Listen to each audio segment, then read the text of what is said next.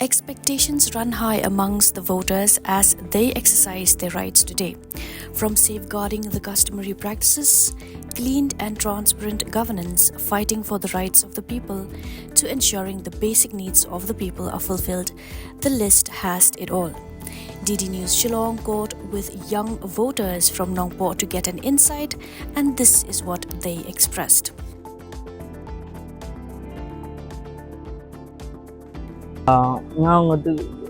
Ngadu bro batak pas yang nakabut bang lawan at step pan nga bagi niki kamla la niki rong ba niki lung kumi long pa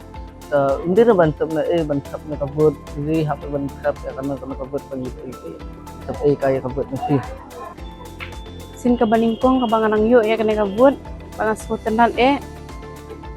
bat ngaku aru utau bang lajit baunya lambah ndaula job badun tapit bahaya karoy kapar hapo snong hapo thau